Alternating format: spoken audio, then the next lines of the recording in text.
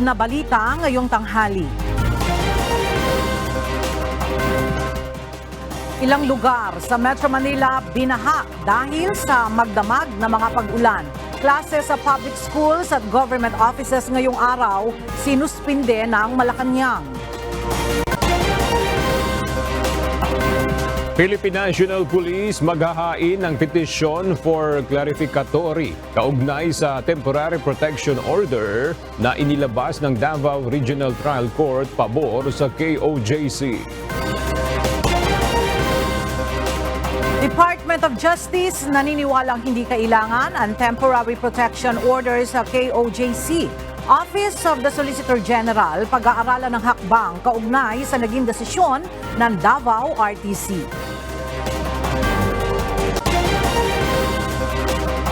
Sheila Go at Cassandra Leong pinakakasuhan na ng Department of Justice sa korte.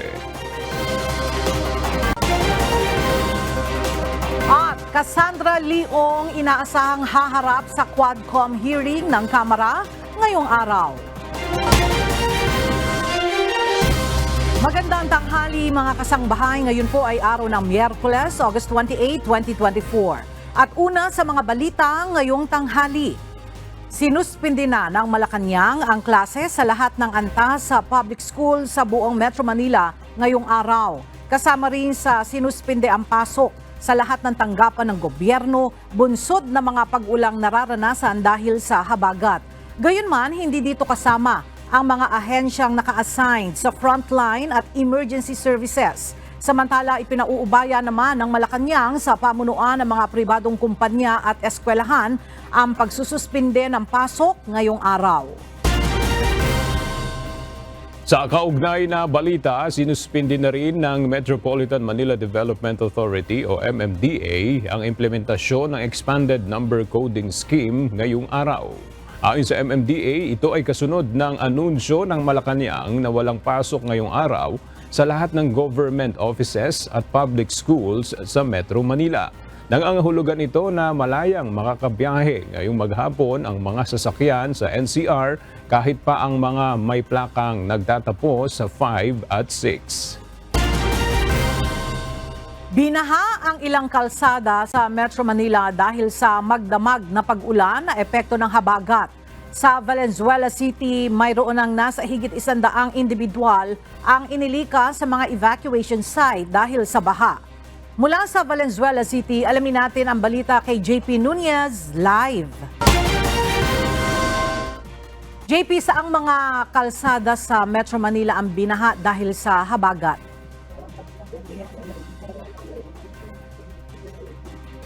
Ella, yung mga kalsada nga na binaha kanina dahil doon sa, o kaninang madaling araw dahil doon sa tuloy-tuloy na pag-ulan simula pa kagabi, yung G. Araneta Avenue sa Quezon City, meron din sa Valenzuela City at pati na sa Malabon. Bunsod yan nung pag-ulang naranasan dahil nga sa habagat. Binaha ang ilang kalsada sa Metro Manila dahil sa tuloy-tuloy na pag-ulan kagabi at hanggang kaninang madaling araw. Sa monitoring ng Metropolitan Manila Development Authority o MMDA, merong mga gutter deep at knee deep o gatuhod na tubig sa ilang kalsada kaninang madaling araw. Yung iba dyan ay hindi na nadaanan kanina ng mga sasakyan gaya sa northbound at southbound ng E. Rodriguez Araneta, gayon din sa Maria Clara sa G. Araneta Avenue sa Quezon City. Sa Valenzuela City naman ay binaha rin ang ilang kalsada, partikular yung bahagi ng MacArthur Highway na passable yan kanina sa lahat ng uri ng mga sasakyan. Batay sa report ng Valenzuela City LGU, merong nasa higit 100 individual o 33 pamilya ang inilikas mula sa mabababang mga lugar. Merong 17 families o 57 individuals sa Bartolome Covered Court sa Viente Reales, habang meron namang 16 na pamilya o 74 na individual ang lumikas sa Valenzuela National High School sa Marulas. Ayon sa mga evacuee, halos gatuhod kanina yung tubig sa kanilang mga lugar at pinangambahan nila itong tumaas dahil sa pagpapakawala ng tubig mula sa Lamesa Dam.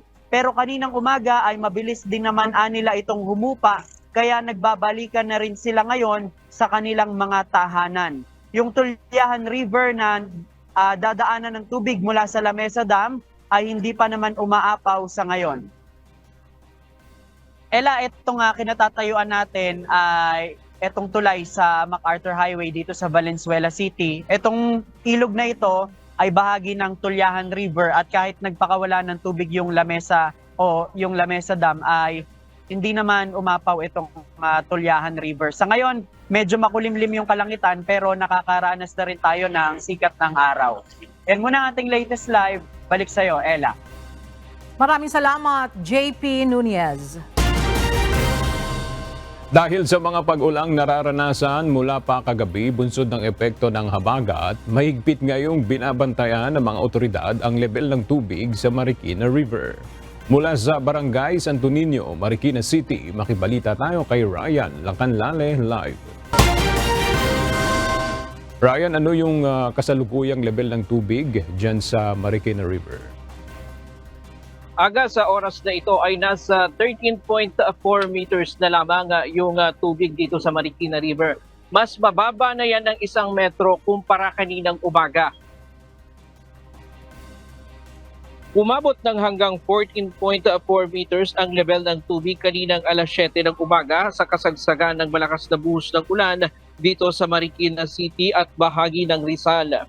Kaya ang Rescue 616 at Disaster Risk Reduction Management Office ng Marikina mayat-maya ang pag-ikot sa mga lugar na madalas na binabaha. Umabot pa ang tubig sa may Marikina River Park.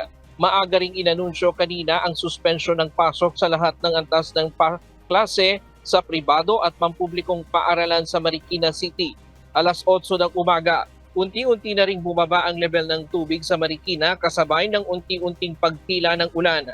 Gayunpaman aga, mahigpit na nakamonitor ang lokal na pamahalaan ngayong maghapon dahil sa posibleng pagbuhos ng malakas na ulan kasunod ng abiso ng State Weather Agency na Pag-asa na yellow warnings sa Zambales, Bataan kasama ang Metro Manila. Sa ngayon, ayan muna ang latest mula dito sa Marikina. Balik sa iyo, Aga. Maraming salamat, Ryan Lacanlale. Umapaw na ang tubig sa Lamesa Dam sa Quezon City ngayong Miyerkules dahil sa magdamag na ulan ayon sa Philippine Atmospheric Geophysical and Astronomical Services Administration o Pag-asa. Sa pahayag ng Pag-asa Hydrometeorology Division, umabot na sa 80.16 meters ang tubig sa Lamesa Dam base sa monitoring ng ahensya alas 5 ng umaga kanina. Dahil dito, nagpaalala ang ahensya sa mga residente na naninirahan malapit sa Tulyahan River sa Quezon City, ilang lugar sa Valenzuela City at Malabon na maging alerto sa posibleng flash floods dahil sa pagtaas ng tubig sa dam. Sa iba pang balita, nanindigan ang Davao Regional Police Office na hindi sila aalis sa compound ng Kingdom of Jesus Christ at tuloy pa rin ang pagsisilbi ng warrant of arrest para sa leader nitong si Apollo Kibuloy. Ito ay sa kabila ng utos ng korte sa Davao na alisin ang mga barikada ng pulis at itigil ang anumang aksyon na magdudulot ng banta sa buhay, kalayaan o seguridad at maging sa ari-arian ng KOJC. Ang detalye sa report ni Lalaine Moreno.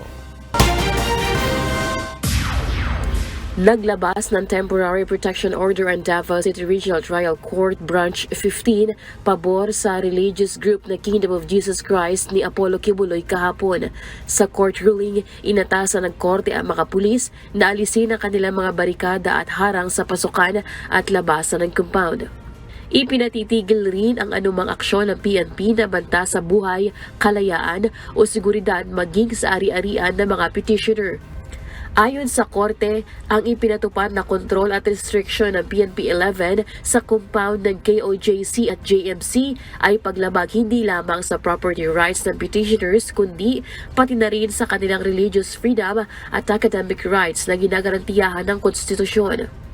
Hence, this court under the Islamic Convention sees that the urgency to direct direct the PNP Region 11 to immediately cease and desist from any act or omission that threatens the life, liberty, or security as well as the properties of the petitioner. Matapos maisilbi ng Office of the Clerk of Court ang order, agad nag-usap ang abogado ng KOJC na si Attorney Israelito Torion at Pier 11 Regional Director Police Brigadier General Nicolas Torre III. No worries about that. Okay. Hindi talaga kayo alis. Unless there is a specific order for us to vacate the property or to vacate the compound and stop the implementation of the warrant of arrest. We have agreed to disagree. Yes, sir. Thank you, Attorney. Sa isang hiwalay na panayam, sinabi naman ni Interior and Local Government Secretary Beder Abalos na hindi titigil ang mga pulis sa paghahanap sa puganting si Kibuloy. Anya, susundin nila ang utos ng korte hinggil sa mga barikada, ngunit mananatili pa rin ang mga pulis sa compound. Walang sinasabi rito na pinapahinto ang operasyon. Tuloy-tuloy pa rin ang police operation para hanapin si Pastor Kibuloy. Ang ibig sabihin, tuloy-tuloy pa rin namin siyang hahanapin. Dahil kung babasahin natin ang order, tanggalin ang barikada, ang mga barriers, at ang mga blockades. Pero hindi sinasabi rito na titigil kami. Mahahanap na namin si Pastor, tuloy-tuloy pa rin namin ang paghahanap kay Pastor Kibuloy. Kiit ng kalihim, malapit na nilang matagpuan si Kibuloy kaya't hindi maaaring itigil ang operasyon. Maghahain din anya sila ng motion para i-clarify ang naturang kautusan dahil may hawak din silang warrants of arrest mula sa korte. Tugon naman ni Attorney Torion. We will be filing an appropriate manifestation with motion, perhaps an order for him to be cited in contempt. Lelaine Moreno, UNTV News and Rescue. Diyos ang aming sandigan, serbisyo publiko ang aming pinahahalagahan. Kinumpirma ng tagapagsalita ng Korte Suprema na si Attorney Camille Ting ang paglalabas ng Temporary Protection Order na inissued ng Davao City Regional Trial Court Branch 15 kaugnay sa inihaing writ of amparo ng Kingdom of Jesus Christ o KOJC at Jose Maria College Foundation. Ngunit paglilinaw ng Supreme Court, hindi mapipigilan ng kautusan ng korte ang pagsisilbi ng warrant of arrest ng mga pulis laban kay Apollo Kibuloy. Ang utos ay tanggalin ang barikada at iba pang harang papunta at palabas ng KOJC at JMCFI compound. Tuloy ang ginagawang paghahanap ng mga pulis kay Kingdom of Jesus Christ leader Apollo Kibuloy. Ayon kay PNP Public Information Office Chief Police Colonel Jean Fajardo, hindi aalis ang mga pulis sa loob ng KOJC compound na siyang magsisilbi ng warrant of arrest laban sa religious leader. Narito ang report ni Lea Ilagan. Walang utos ang Davao Regional Trial Court Branch 15 na itigil ng mga pulis ang operasyon sa paghahanap sa leader ng Kingdom of Jesus Christ na si Apollo Kibuloy. Kaya naman, hindi aalis ang mga pulis sa loob ng KOJC compound hanggat hindi natatagpuan ang pinaghahanap na religious leader. Ayon kay PNP Public Information Office Chief Police Colonel Jean Fajardo, ikinagalang ng PNP ang desisyon ng korte, subalit tanging ang mga barikada lamang ang ipinatatanggal ng korte at wala sa naging desisyon ang pagpapaalis sa mga pulis sa lugar. Inorderan po ang Police Regional Office 11 na tanggalin po ang barriers, ang barricades na nag-i-impede po ng access sa KOJC. Malinaw po doon na yun po ang sinasabi po doon. Wala po doon sinasabi na malinaw na pinahihinto po ang implementation po ng warrants of arrest against po kay Kibuloy at 4 pa. At wala rin pong sinasabi doon na pinapaalis po tayo doon po sa loob po ng KOJC. Ang ibig sabihin po nun, tuloy-tuloy po ang ginagawa pong implementation po ng warrant of arrest at pati na rin po yung paghahanap po doon sa mga hinahanap po nating mga tao.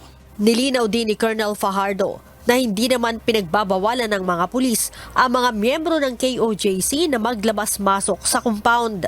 They are free po silang pumasok at lumabas. Just can imagine, nag-start po tayo ng Sabado sa pag-i-implement po ng warrant of arrest. Kung wala pong nakakapasok sa kanila, gutom po lahat ng tao doon. So, nakakapagpasok sila ng pagkain doon, nakakapagpasok sila ng tubig doon, pumapasok po yung kanilang mga ambulance doon, at yung iba pa pong mga gamit, mga sasakyan po nila. In the same manner, ang pulis din po ay nakakapasok. Dagdag ni Colonel Fajardo, mayroon din aniya kasing hawak na order ng korte ang mga pulis at ito ay ang warrant of arrest laban kay Kibuloy at 4 na miyembro nito. Nagsumiti na po tayo ng report sa Regional Trial Court po ng RTC informing the court na ini-implement po natin ang warrant of arrest at nakalagay po sa ating progress report kung bakit po kinakailangan po na manatili po tayo. Ang mga pulis ay 5 araw nang nagsasagawa ng operasyon sa loob ng KOJC compound sa paghahanap kay Kibuloy at mga co-accused nito. Leia Ilagan, UNTV, News and Rescue. Diyos ang aming sandigan, serbisyo publiko ang aming pinahahalagahan. At para naman alamin kung ano ang latest sa ating lagay ng panahon, live po natin makakausap ngayong umaga si Miss Chanel Dominguez, ang weather specialist ng Pag-asa. Magandang umaga po, Miss Chanel. Ito po si Luella de Cordova. Magandang umaga din po sa inyo at magandang umaga din po sa mga taga-subaybay po natin. So, weather update po muna tayo. So, sa ngayon, wala po tayong bagyo sa loob po ng ating Philippine Area of Responsibility at southwest monsoon po or habagat ang nagpapaulan po sa malaking bahagi po ng ating bansa. Kung makikita po natin ngayon po sa ating satellite imagery, may mga kaulapan po tayo at ito po ay dulot po ng southwest monsoon or ng habagat. Sa ngayon po, meron po tayong nilabas na weather advisory at asahan po natin makakaranas ng moderate to heavy rains or 50 to 100 mm of rains dito sa Metro Manila, Bataan, Zambales, Cavite, Batangas, Palawan, Occidental Mindoro, pati na rin dito sa May Romblon. For tomorrow, kung mapapansin po natin, bahagya na pong hihina itong southwest monsoon natin at makakaranas na lamang po ng moderate to heavy rains dito sa may Pangasinan, Bataan, Zambales, northern portion ng Palawan at Occidental Mindoro. Kung mapapansin po natin, wala na po yung Metro Manila para bukas po. Pero asahan pa rin po natin, may mga pag-ulan-ulan pa rin po tayo, dulot pa rin po netong southwest monsoon para po sa mga susunod na araw. Habang papalayo po itong bagyo na nasa labas po ng ating Philippine Area of Responsibility na may pangalan na Shanshan na humahatak po nitong southwest monsoon natin, ay hihina na rin po itong epekto ng southwest monsoon sa atin at makakaranas na po tayo ng improving weather lalo na po dito sa Metro Manila by the weekend. Miss Chanel, hanggang kailan po natin mararanasan ang ganitong panahon? Asahan po natin, ngayon po may mga pag-ulan-ulan pa rin po tayo hanggang bukas. Pero by Friday and Saturday and Sunday, mag-i-improve na po yung ating weather. Medyo hihina na po or occasional na lang po yung mga pag-ulan po. Pero hindi na po siya kasing lakas katulad po nung nangyari po kaninang umaga. Meron po bang posibilidad na maulit o matulad ito ng nangyari noong Hulyo kung saan halos 2 araw na walang tigil ang ulan na pinalakas ng Bagyong Karina at nagdulot ng malawakang pagbaha sa NCR at ilang karatig lalawigan? Sa ngayon po, ito po kasi nangyari po sa atin ngayon. Kung matatandaan po natin, si Karina po, nasa loob po siya ng ating Philippine Area of Responsibility. Kaya naging malakas po yung hatak po niya ng southwest monsoon. Samantalang ito pong bagyo po, nasa labas po ng ating PAR na may international name na Shanshan at hindi po ito pumasok ng ating PAR or anumang direktang epekto sa ating bansa. Kaya medyo mahina po yung ngayon po, nahila po ng southwest monsoon. So sa ngayon po, malabo naman po yung mangyari din po yung katulad po noong July 24 incident po natin. Pero ngayon po, pahina naman na din po siya and improving weather naman tayo. Alright, maraming salamat po, Miss Chanel Dominguez.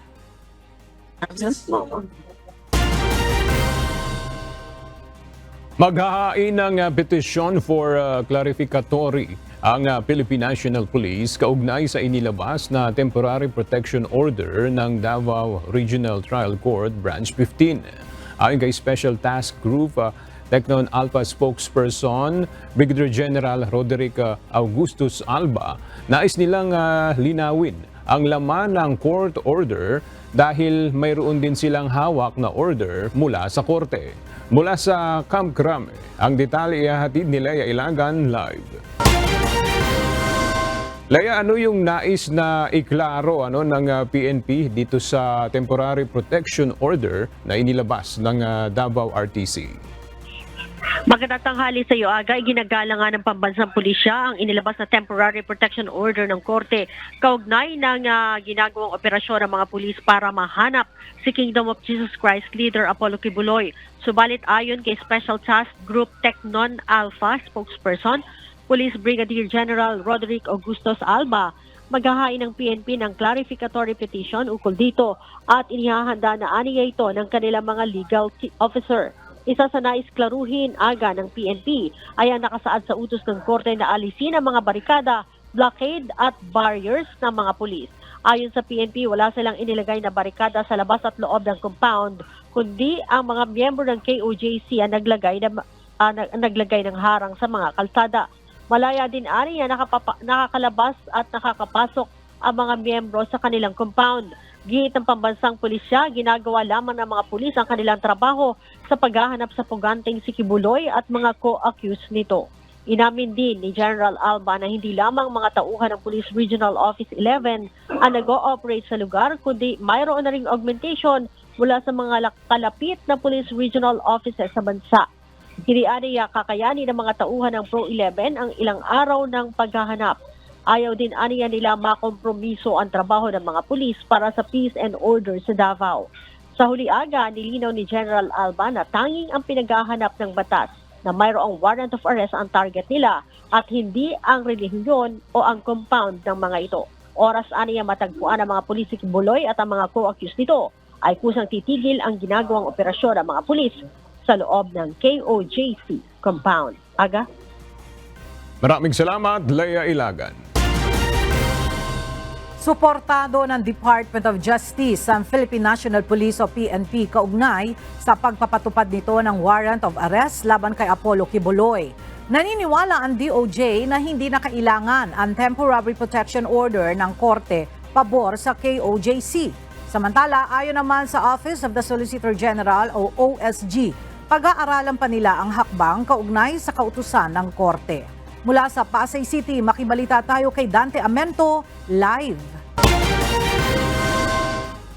Dante, ano ang paliwanag ng DOJ? Bakit nila nasabi na hindi na kailangan itong temporary protection order sa KOJC?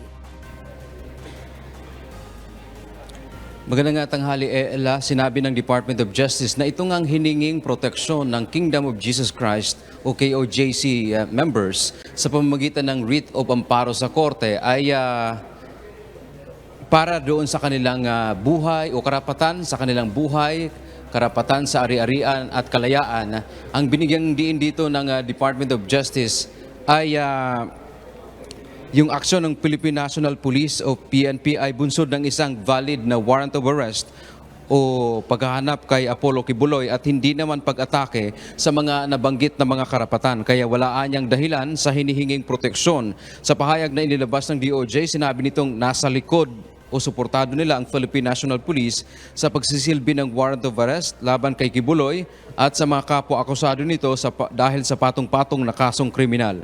Sinabi ng DOJ na ang inilabas na Temporary Protection Order o TPO ng Korte sa Davao City laban doon sa ginagawa ngang operasyon ng PNP sa KOJC compound ay alinsunod sa batas sa bisa ng kautusan mula rin sa isang co-equal na korte. Sa kabila nito, Ella, pinapayagan naman umano ng mga pulis ang pagpasok at paglabas ng mga tao o itong mga KOJC members doon sa kanilang compound at ang mga barikada o harang na nakapalibot sa lugar ay hindi napipigilan yung pagpasok o daloy ng mga pangangailangan ng mga miyembro ni Kibuloy. Ito ay bahagi niya ng security na maisagawa ng mga pulis o mga law enforcer ang kanilang trabaho. Kaya naman sabi ng DOJ, Ella, ay ginagalang nila itong nagiging kautusan ng ating o ng korte Branch 15 diyan sa Davao City. Pero ang sinasabi dito ng DOJ ay moot an academic o hindi na kakailangan yung nasabing protection dahil nga yung pangunahing sinasabi nitong grupo o miyembro ni Kibuloy na protektahan yung kanilang kalayaan, yung kanilang ari-arian o buhay ay hindi naman subject doon sa naging operasyon nga ngayon ng Philippine National Police. At ayon naman kay Solicitor General Minardo Guevara ay hindi pa nila natanggap yung yung buong kopya ng kautusan ng korte at pag-aaralan pa nila ito. Pero ang tiniyak ng Solicitor General Guevara, hindi pa rito natatapos yung issue na ito at inaasahan na mayroon din silang gagawing aksyong legal sa mga susunod na araw. Yan ang ating update. Balik sa iyo, Ella. Maraming salamat, Dante Amento. Idinipensa ni Pangulong Ferdinand Marcos Jr. ang naging operasyon ng Philippine National Police sa paghahain ng warrant of arrest laban kay Apollo Kibuloy. Ayon kay PBBM, walang anumang paglabag sa karapatang pantao sa naging aksyon ng mga pulis. Narito ang report ni Nel Mariboho. Walang human rights violations o may overkill man sa ginawa ng Philippine National Police sa paghahanap sa religious leader na si Apollo Kibuloy sa Kingdom of Jesus Christ compound sa Davao City. Ito ang binigyan diin ni Pangulong Ferdinand Marcos Jr. sa gitna ng pagpuna ng kampo ni Kibuloy sa naging hakbang na ito ng PNP. I think what they are talking about is political na yan. Hindi na totoo yan. You go to any human rights advocate, there's nothing that we did. Lahat ng pumasok na pulis, hindi armado. Walang baril, kahit isa. Hindi kami gumamit ng tear gas. Wala kaming ginawang ganun. So ano yung human rights violation? Ipinaliwanag ni PBBM kung bakit kailangan maraming pulis ang sumama sa operasyon sa KOJC compound. The reason we did this was so that we could maintain the peace. The only way to maintain the peace is to make sure that the area is safe and is secure. And considering this is a 30-hectare compound, kailangan mo talaga ng maraming tao. Hindi mo pwedeng gawin ito na 100 pulis. Para hindi na bale yung mga lumalaban o yung mga nagre-resist, nanghaharang, hindi na bale muna yun. Para lang yung pag-inspeksyon ng 30 hectares, kailangan mo na kagad ng maraming tao. Hindi rin maunawaan ni Pangulong Marcos Jr. kung bakit may mga miyembro si Kibuloy na kinakailangan pang madamay sa problemang ito. Hindi ko nga maintindihan kung bakit dinadamay ni Kibuloy ang mga tauhan niya. Kasi sinasabak niya yung mga tauhan niya. Wala namang kasalanan niya mga yan. They just believe they're looking for an answer, a value system, and they think they have found it with Kibuloy. But they did not sign up to be in the front line of this kind of thing that's happening now, that they will protect him from arrest, even when he has cases filed against him, not only here in the Philippines, but also in the United States. Nel Mariboho, UNTV News and Rescue, Diyos ang aming sandigan, serbisyo publiko ang aming pinahalagahan. Sa kabila ng temporary protection order na inilabas ng Davao RTC, nananatili pa rin sa compound ng Kingdom of Jesus Christ o KOJC ang mga tauhan ng Philippine National Police. Mula pa rin sa Davao City, alamin natin ang latest doon kay Lalaine Moreno live. Lalaine, kumusta na ang sitwasyon dyan? Ella, sa mga oras na ito ay balik na sa normal ang sitwasyon sa harapan ng compound ng Kingdom of Jesus Christ dito sa Barangay Buhangin, Davao City. Kumpara noong long weekend ay mas maluwag na ngayon ang sitwasyon sa labas ng KOJC compound. Bukas na rin sa mga motorista ang buong stretch ng Carlos P. Garcia Highway na nasa tapat ng compound. Pero kailangan lang magbaon ng mahabang pasensya dahil may bahaging bumabagal ang daloy ng trapiko dahil sa mga nakaparadong sasakyana ng mga pulis at media na nagko-cover sa sitwasyon sa compound. Sa ating obserbasyon dito sa lugar, malaya nang makakalabas-pasok ang mga miyembro ng KOJC anumang oras para magsagawa ng kanilang religious activities. Gayunman, may mga pulis pa rin nakabantay dito sa compound. Hindi pa rin sila umalis sa kabila ng temporary protection order na inilabas ng Davao City Regional Trial Court Branch 15 pabor sa petisyon ng kampo ng KOJC. Sa court order na inilabas kahapon, inatasan ng korte ang mga pulis na alisin ang kanilang mga barikada at harang sa entry at exit points ng compound.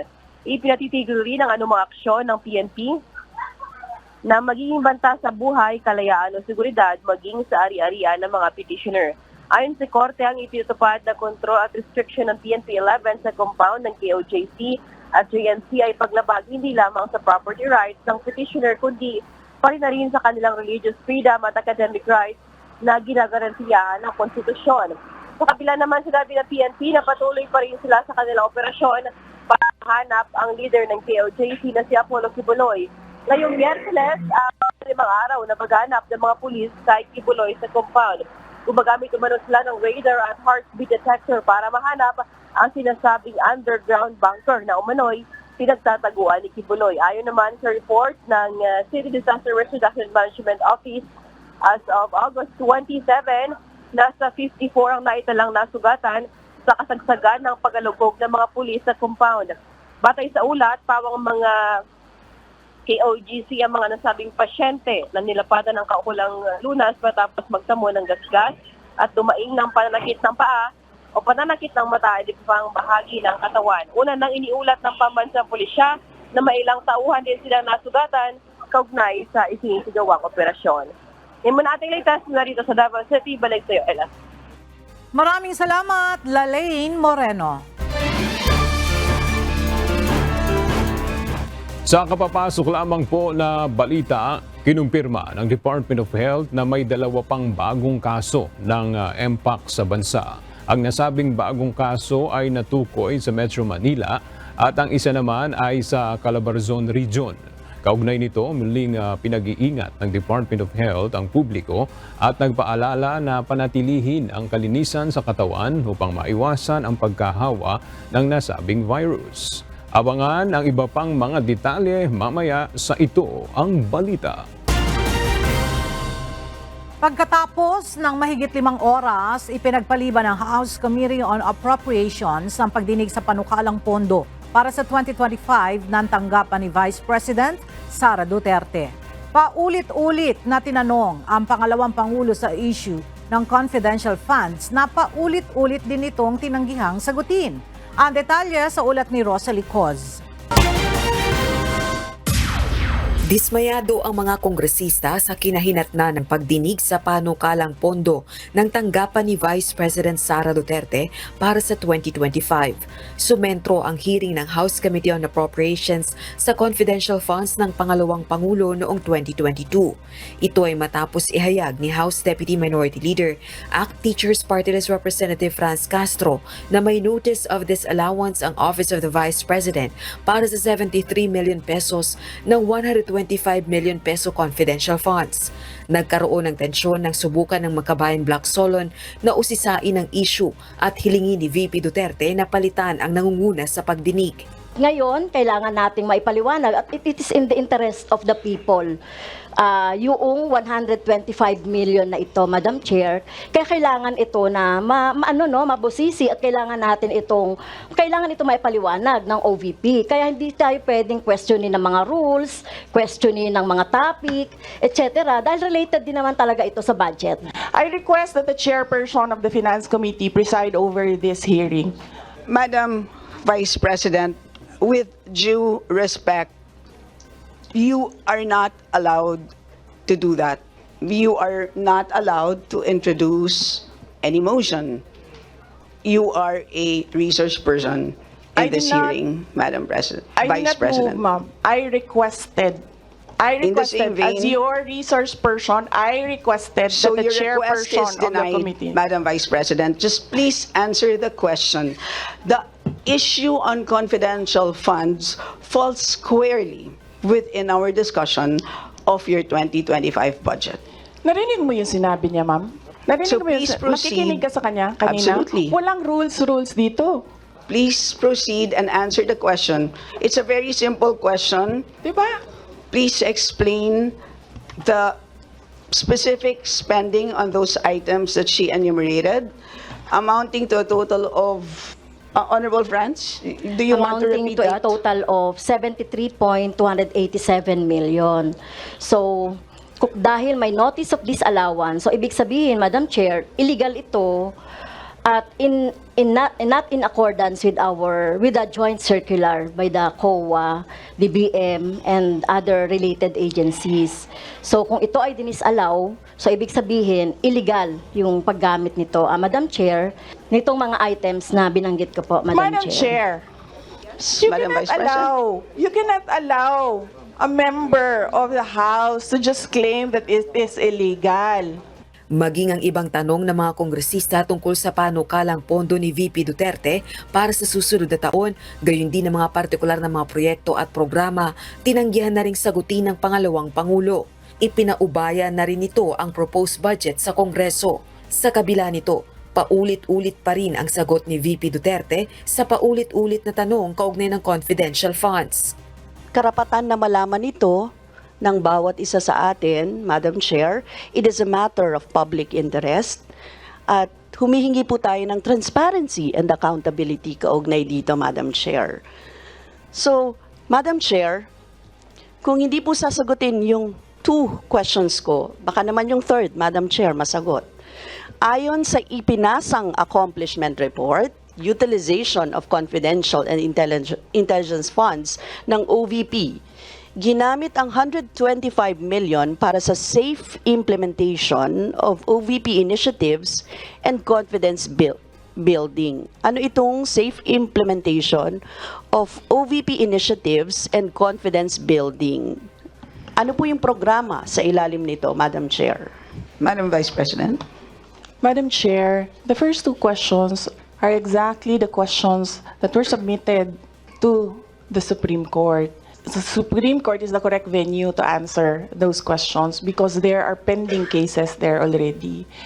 Sa pangatlong tanong niya, that is our answer, nakalagay doon sa aking opening statement, we cooperate with all the audit actions of the Commission on Audit. So, lahat yan sinasagot namin sa tamang venue. Kinestyon kami sa Supreme Court, sumagot kami sa Supreme Court. Kinestyon kami sa COA, sumagot kami sa COA. Dahil sa mga nangyari, ipinagpaliban na sa September 10 ang pagdinig ng House panel sa 2025 proposed budget ni VP Duterte.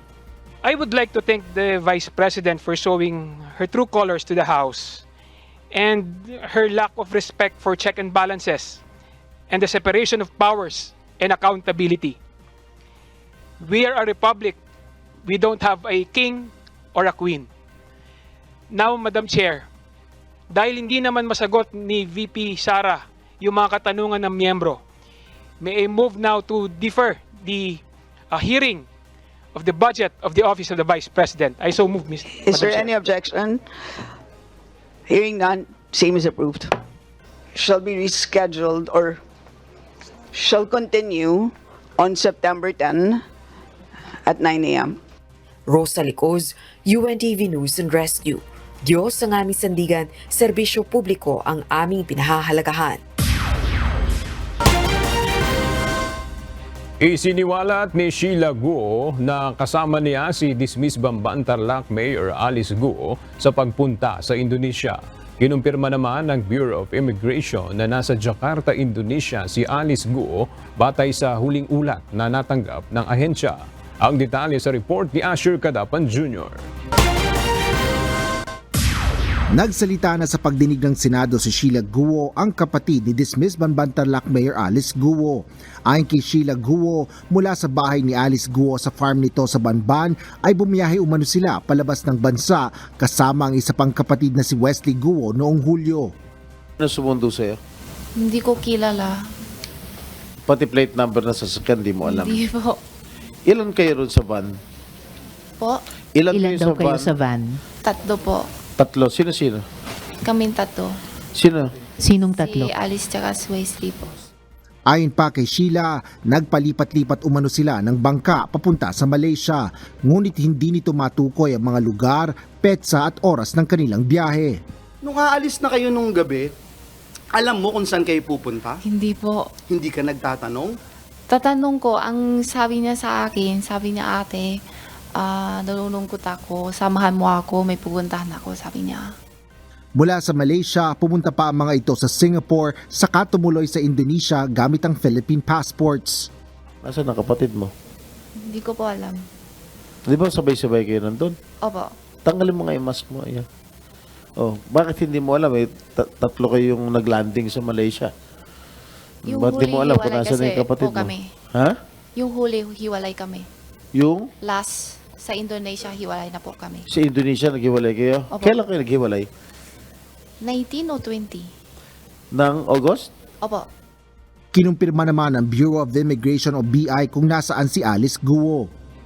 Based on latest reports sa akin po kagabi, si Alice Guo is in Jakarta. Lumipat mula sa Batam. Alright. Tiniyak naman ng BI ang patuloy nilang pakikipag-ugnayan sa Indonesian immigration upang maibalik din agad si Alice Guo sa bansa. Ngunit sa kaso ni Wesley Guo, sinabi ng BI na may impormasyon sila na nagpunta na ito sa Hong Kong. Asher Cadapan Jr., UNTV News and Rescue. Diyos ang aming sandigan, serbisyo publiko ang aming pinahalagahan. May ideya na si Pangulong Ferdinand Marcos Jr. kung sino ang mga posibleng sangkot mula sa pagtakas ni dismissed Bamban Tarlac Mayor Alice Guo. Kabilang sa mga iniimbestigahan ngayon ay mga personnel mula sa Bureau of Immigration. Ayon kay Pangulong Marcos Jr., itinago ang impormasyon sa kanya tungkol sa pag-alis ng bansa ni Guo. Narito ang report ni Nel Maribuhok.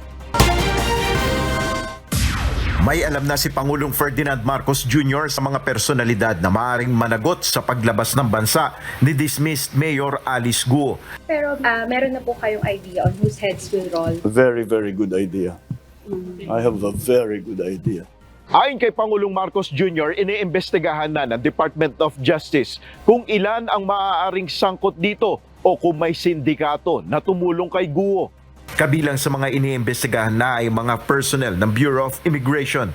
Well, that's not the last part of this. How far, how deep does it go? Isa lang bang tao ang involved?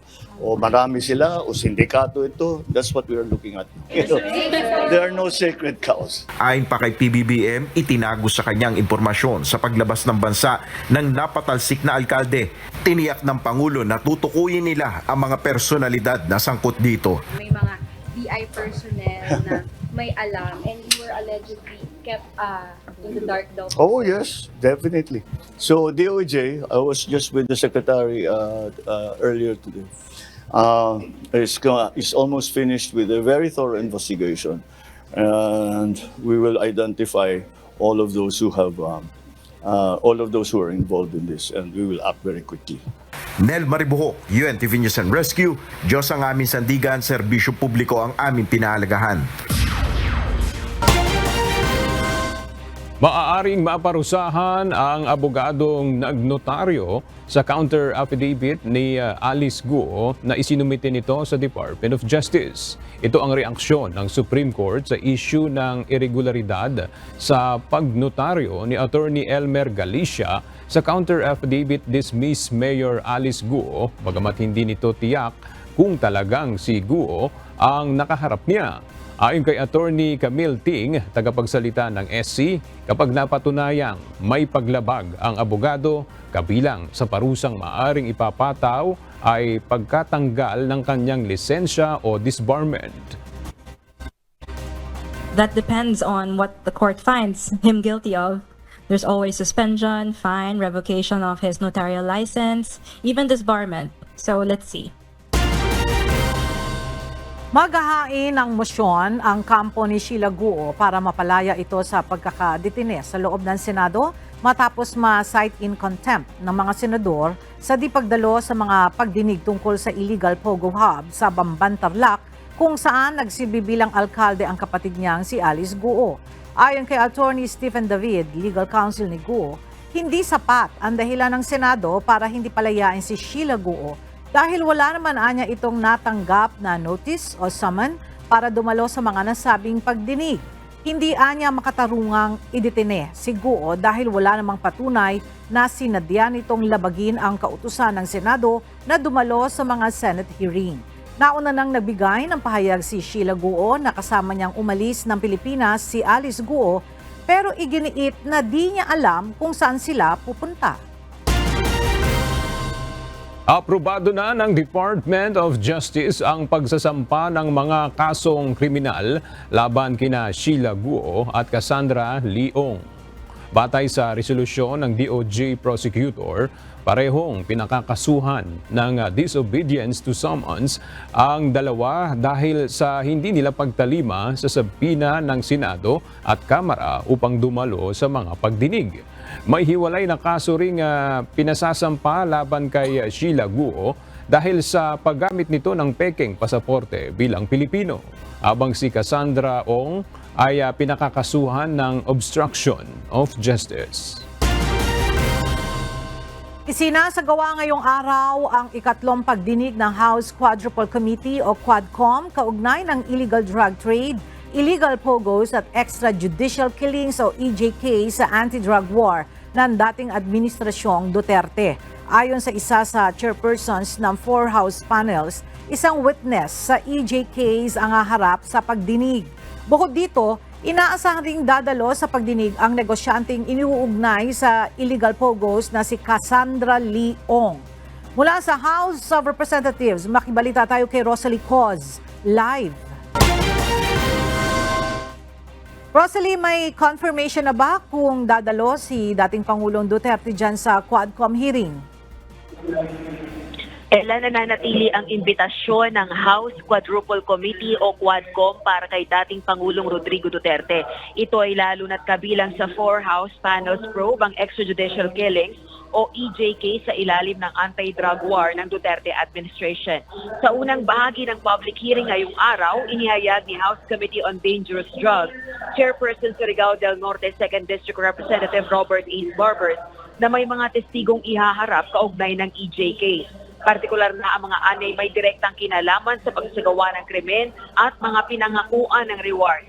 Sa kanyang opening statement, inihayag naman ni House Committee on Human Rights Chairperson Manila 6th District Representative Benny Abante na plano nitong maghain ng motion upang bigyan ng immunity bilang mga testigo sina Police Lieutenant Colonel Jovi Espinido at isa pang dating pulis na si Jimmy Fortaleza. Si Espinido naman ang unang resource person na sumalang sa pagdinig at tinatanong ngayon ng mga kongresista tungkol sa anti-drug war ng nakalipas na administrasyon. Kilalang namuno si Espinido sa mga operasyon laban sa narco-politicians at dati na rin itong ipinahayag sa House Committee on Human Rights na may mga paglabag sa karapatang pantao sa ilalim ng Duterte administration. Samantala, mamaya namang hapon, didinggin ang issue kaugnay ng illegal Philippine Offshore Gaming Operators or POGOs ng Quadcom. Inaasahang ihaharap sa pagdinig ang negosyanteng si Cassandra Lee Ong, ang kinatawan ng Lucky South 99 Outsourcing Incorporated, ni-raid na illegal POGO sa Porac, Pampanga at corporate secretary naman ng Whirlwind Corporation. Balik sa iyo, Ella. Maraming salamat, Rosalie Coz. Tiniyak ni Pangulong Ferdinand Marcos Jr. ang pagpapalakas ng relasyon ng Pilipinas sa Cambodia. Ito ang inihayag ng Pangulo nang bumisita sa Malacanang si Cambodian Deputy Prime Minister Sok Shenda Supea kahapon.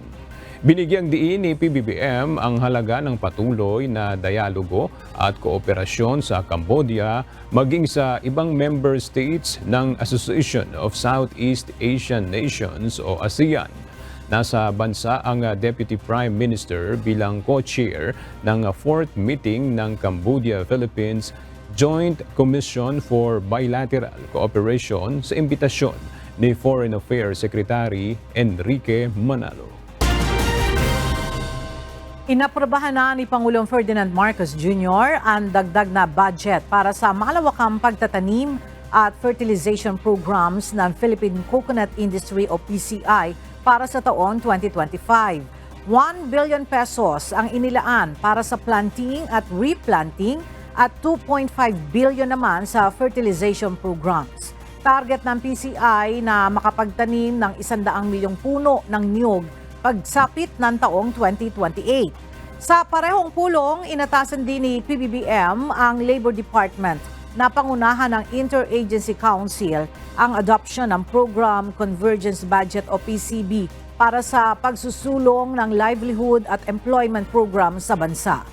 Titingnan ng PCB ang kinakailangang pondo para sa mga benepisyaryo ng livelihood at employment upang maiwasan ang anumang duplication.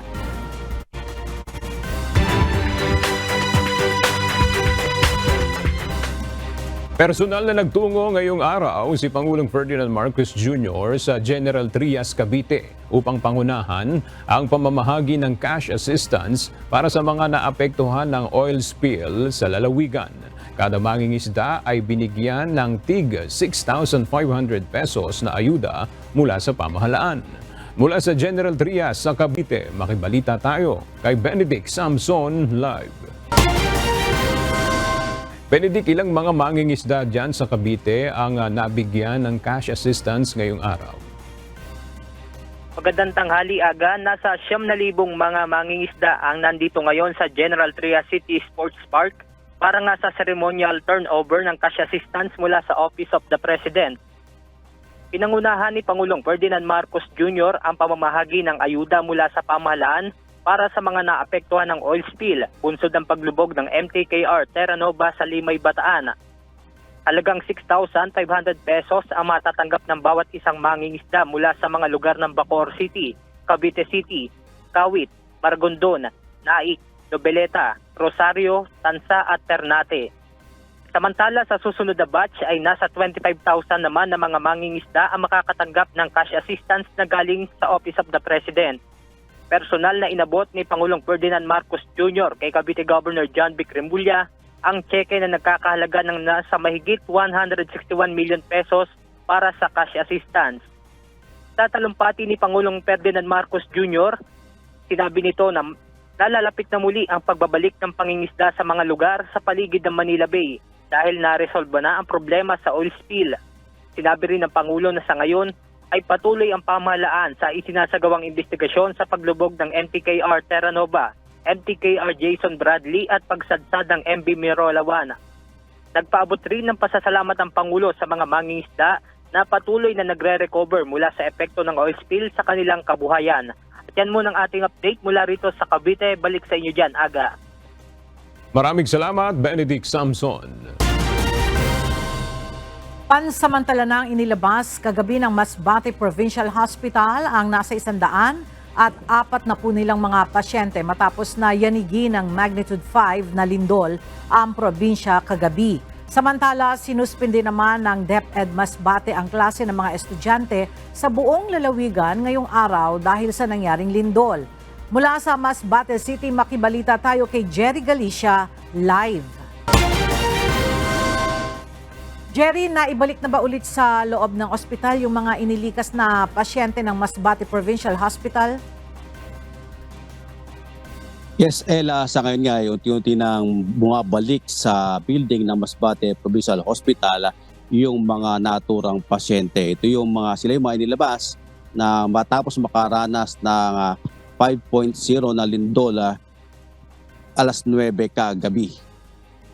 Pansamantala nanatili sa mga nilagay na tent ng City Disaster Reduction and Management Office o CDRRMO sa ground ng Masbate Provincial Hospital ang ibang mga pasyente dahil sa takot na mga ito sa pagyanig na kanilang naramdaman. Agad namang nagsagawa ng inspeksyon ang Engineering Department ng Provincial Disaster Reduction and Management Council sa 4 na palapag na gusali ng ospital. Ang sa PDRRMO, ligtas naman at wala namang nakitang anumang bitak sa mga kolum at madingding ng pagamutan. Samantala, sinuspindi naman ng Department of Education o DepEd ang pasok sa lahat ng antas ng paaralan dito sa syudad ngayong araw. Maging ang mga nasa college level ay wala na ring pasok. Nag-iikot naman ang PDRRMO Masbate upang inspeksyonin ang mga mataas na gusali sa syudad kung wala bang itinamong pagkasira dahil sa lindola. Nangangalap pa ng mga datos at impormasyon ng PDRRMO Masbate sa labas ng syudad na apektado ng pagyanig. Sa mga lugar ng Monreal, San Fernando sa Isla ng Ticao na nakaranas ng intensity 4 na lindol kagabi. Yan ang balita, balik sa iyo, Ella. Maraming salamat, Jerry Galicia. Ating pong iiwang mga salita ng Diyos na ating sandigan mula sa aklat ng Kawikaan, Kapitulo 11, versikulo 6 na nagsasabi, ang katwiran ng mga matuwid ay magliligtas sa kanila, ngunit silang gumagawang may karayaan ay madadakip sa kanilang sariling kasamaan.